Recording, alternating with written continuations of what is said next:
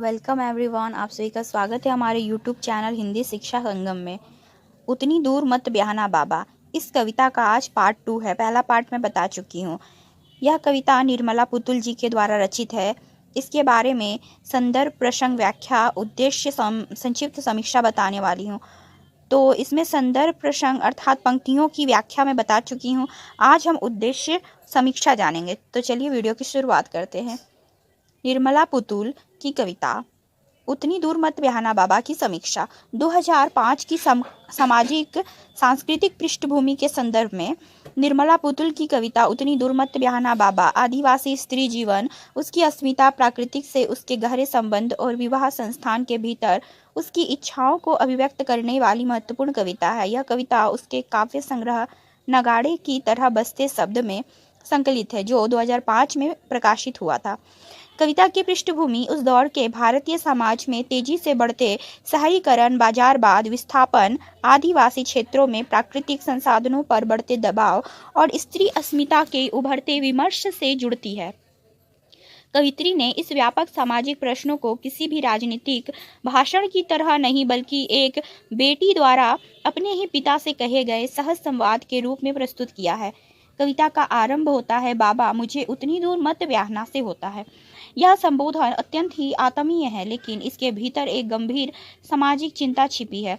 विवाह के बाद लड़की का अपने मायके से दूर हो जाना भारतीय समाज में सामान्य माना जाता है, लेकिन आदिवासी समाज की सामुदायिक जीवन पद्धति में परिवार, गांव, प्राकृतिक और पड़ोस के संबंध विशेष महत्व रखते हैं। इसलिए बेटी ऐसी दूरी नहीं चाहती है उससे जहां मिलने के लिए पिता को घर की बकरियां बेचनी पड़े। बकरी जहां ग्रामीण आदिवासी परिवार की सीमित आर्थिक संपत्ति का प्रतीक है। इस प्रकार विवाह के प्रश्न के साथ कविता गरीबी, दूरी और पारिवारिक आत्मीयता को जोड़ती है।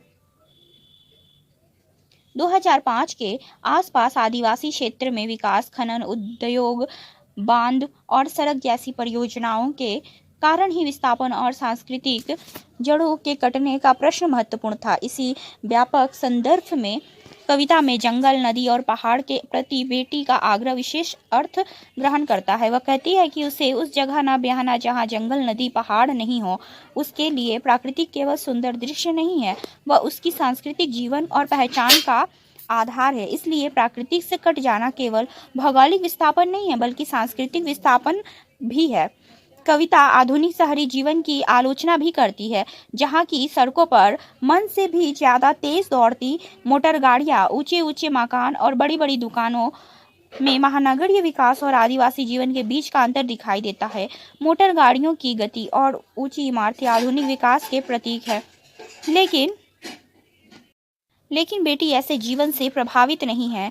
वह खुला आंगन, मुर्गे की बाग, पहाड़ी पर डूबता सूरज और प्रकृति के साथ जुड़ी दिनचर्या चाहती है।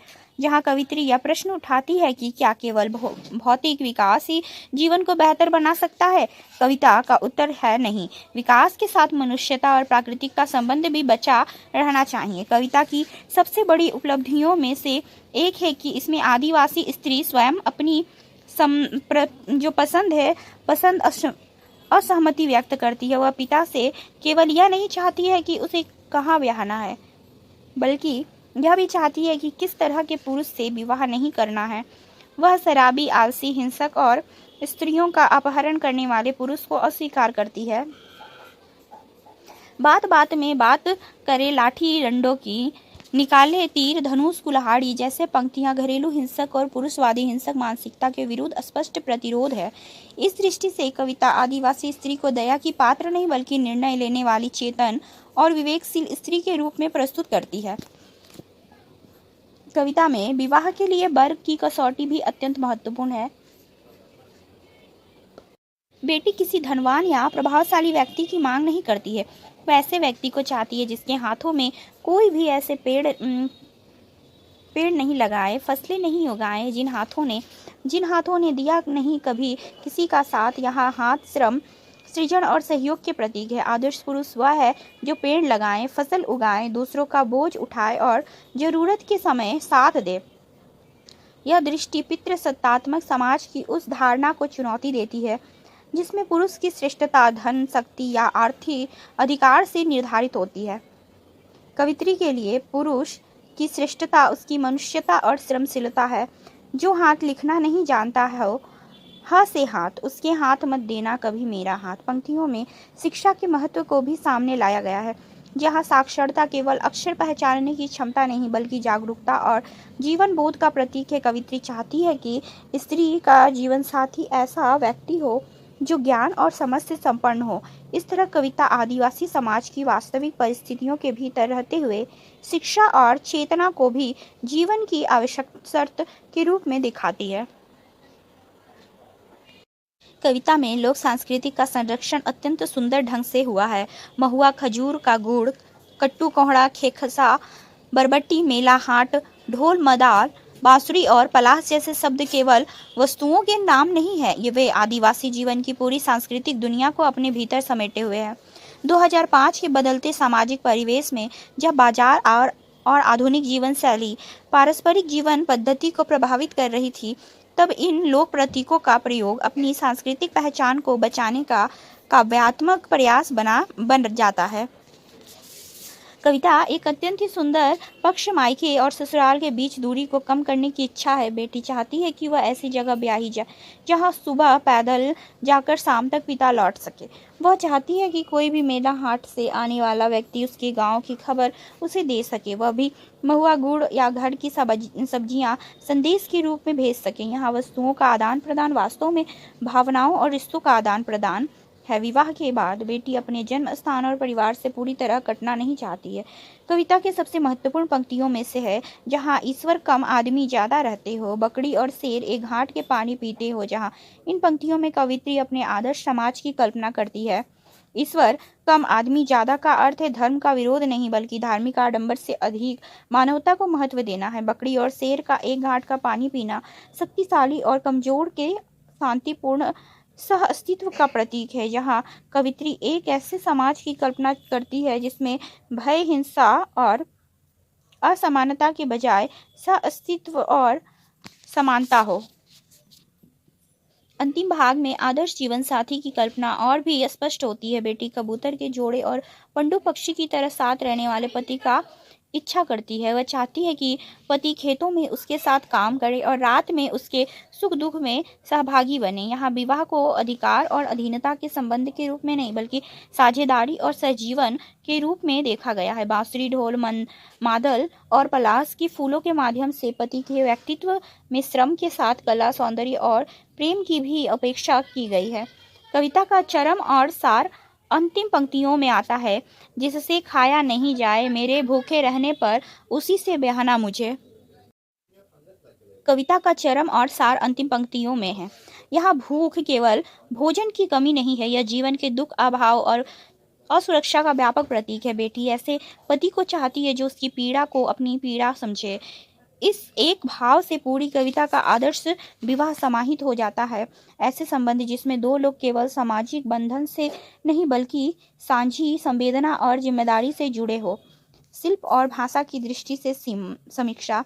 निर्मला पुतुल ने आदिवासी जीवन के स्थानीय शब्द, प्रतीकों और बिंबों को कविता की भाषा बनाया है। महुआ, हड़िया, मांदल, पलास, मेला हाट, बरबट्टी, चितकबड़ी, गैया आदि शब्द कविता को वास्तविक जीवन की जमीन से जोड़ते हैं। कविता की भाषा अत्यंत ही सहज और संवादात्मक है, जिसके कारण बेटी की आवाज़ सीधे पाठक तक पहुंचती है। इसमें कृत्रिम अलंकारिकता के साथ स्थान पर लोक संवेदना और आत्मीयता का प्रतिरोध है।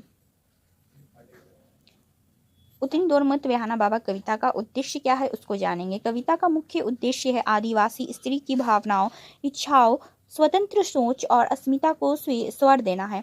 निर्मला पुतुल ने बेटी के माध्यम से यह बताया है कि विवाह केवल सामाजिक परंपरा नहीं है बल्कि लड़की के पूरे जीवन से जुड़ा निर्णय है, इसलिए उसकी इच्छा और सहमति का सम्मान होना चाहिए। कविता में ऐसा जीवन साथी चुनने की आकांक्षा व्यक्त की गई है जो श्रमशील, संवेदनशील, शिक्षित, सहयोगी और अहिंसक हो। साथ ही कवित्री आदिवासी समाज के प्राकृतिक प्रेम, जंगल, नदी, पहाड़, खेत, लोकगीत, महुआ, पलास, ढोल, मांदल और सामुदायिक जीवन को बचाए रखने का संदेश देती है। कविता का उद्देश्य पितृसत्ता, स्त्री विरोधी हिंसा, नशाखोरी, शोषण और सांस्कृतिक विस्थापन का विरोध करते हुए प्रेम, समानता, सह अस्तित्व और मानवीय संवेदना पर आधारित समाज की कल्पना करना है। प्रासंगिकता। आज के समय में भी यह कविता प्रासंगिक है, क्योंकि विवाह की सहमति, घरेलू हिंसा, स्त्री की सुरक्षा और समानता जैसे प्रश्न आज भी समाज में पूरी तरह से समाप्त नहीं हुई है। कविता का प्राकृतिक और आदिवासी संस्कृति से जुड़ा भी वर्तमान समय में महत्वपूर्ण है, जब तेजी से बढ़ते शहरीकरण, औद्योगिकरण और बाजारवाद के कारण प्राकृतिक पर्यावरण तथा पारंपरिक जीवन पद्धति पर दबाव बढ़ रहा है। बेटी का यह कहना है कि उसे ऐसा जीवन साथी चाहिए जो उसके सुख दुख को अपना समझे। आज के दाम्पत्य संबंधों में समानता, साझेदारी और भावनात्मक संवेदना की आवश्यकता को रेखांकित करता है। इसी प्रकार ईश्वर कम आदमी ज्यादा और बकरी और शेर का एक घाट का पानी पीते हो जैसी कल्पनाएं आज भी मानवीय, सामाजिक समानता और शांतिपूर्ण सह अस्तित्व का संदेश देता है। इसलिए यह कविता केवल 2005 के आदिवासी समाज की आवाज नहीं है, बल्कि आज भी स्त्री अस्मिता, प्राकृतिक संरक्षण, सांस्कृतिक पहचान और मानवीय संबंध के लिए सार्थक कविता है। तो यह थी मित्रों आज की कविता। आशा करती हूँ कि यह कविता की व्याख्या आपको पसंद आए तो वीडियो को लाइक शेयर करिए और चैनल पर नए हो तो चैनल को सब्सक्राइब कर लीजिए, ताकि ऐसे ही आने वाली वीडियो की नोटिफिकेशन मिलती रहे। तो मिलते हैं एक अगले वीडियो में नए टॉपिक के साथ। तब तक के लिए धन्यवाद।